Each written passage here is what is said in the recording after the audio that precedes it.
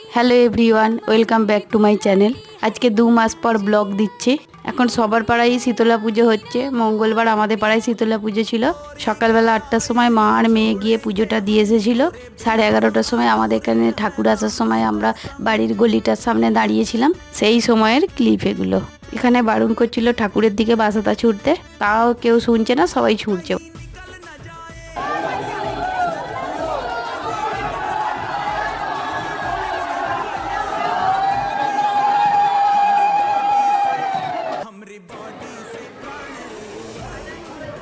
আমরা রাত্রি 9টা নাগাদ মন্দিরে গেলাম, গিয়ে ঠাকুরের প্রসাদ নিয়ে এলাম। আর আমাদের এখানে 3 দিন ধরে মেলা হয়।